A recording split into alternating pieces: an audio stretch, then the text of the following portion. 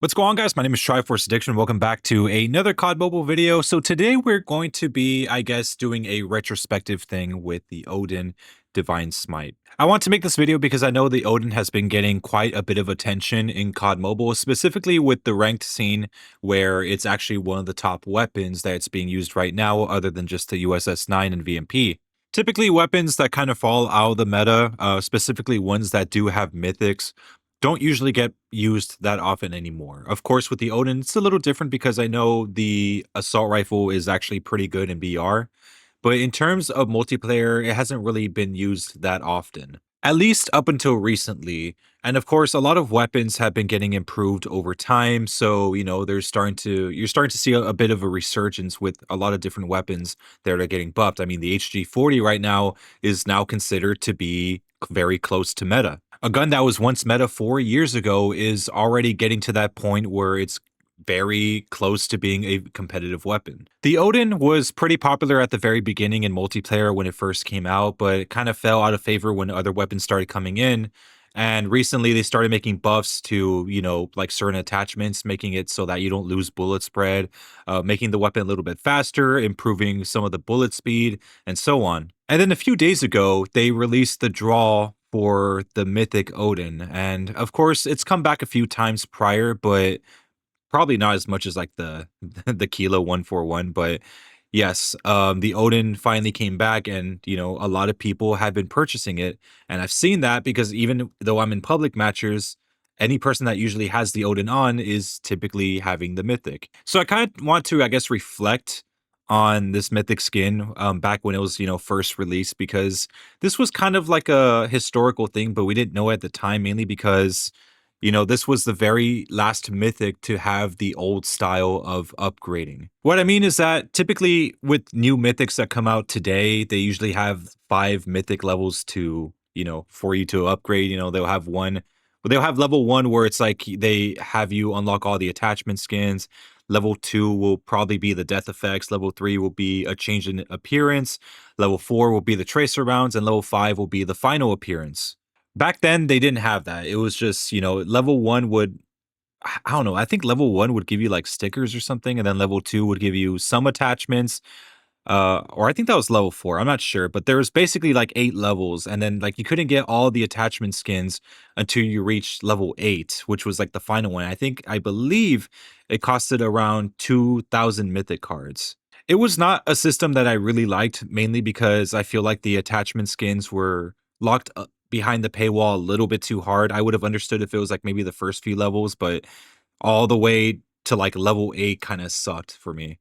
There's also the fact that like the old system had multiple death effects. So let's say for the Fennec Ascended, that one had, just the limb dismemberment death effect. The first one would be orange, the second one would be red, and the final one would be blue. So, they had with these mythic guns from the past, they used to have like a lot more different death effects. While now we have like the more reactive death effects where it just continues to evolve the more kills you get. Keep in mind, those older mythics aren't as advanced as what we have now with like the Grau or the Type 19, because the fact that they could change appearances, the later levels that you get, I think that's a pretty cool feature.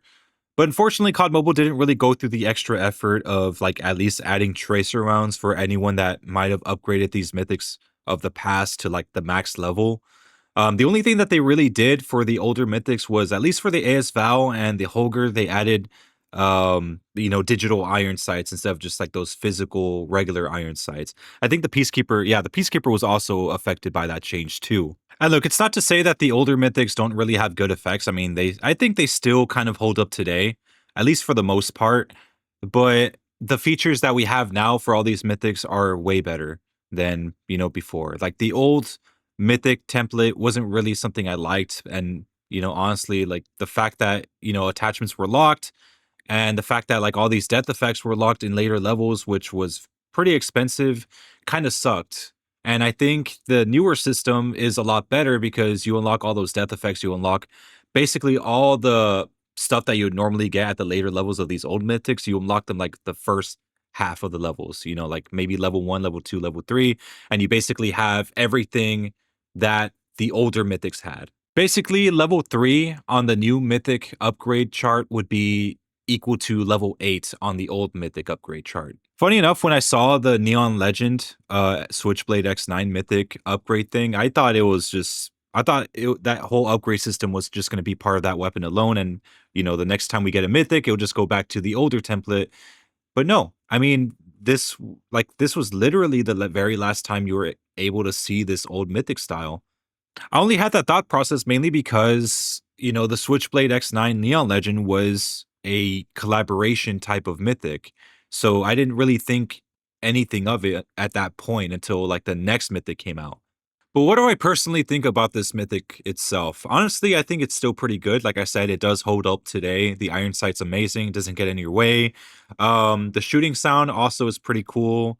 The effects, even like if you have like very high graphics on, I mean, the effects are extremely flashy, as you can see. The death effects as well were also pretty appealing. They're I think I would say like they're graphically demanding. So if you just end up like killing too many people at once with that death effect might cause your game to like frame stutter. I mean, it does happen even on my M4 iPad. Like I was using the XM4 Luminescent Jade, and like that one was just causing my iPad to lag like just left to right because I was just killing way too many people. However, with the Divine Smite, the only issue I do take with it is just the fact that the camo coverage is just garbage. Most mythics are pretty good when it comes to their camo coverage, but this one wasn't really that great only because like if you went into the gunsmith menu and you try to put like Damascus or gold or any seasonal camo besides Borealis and Diamond, most of the gun, like maybe 25% of the weapon would actually be covered.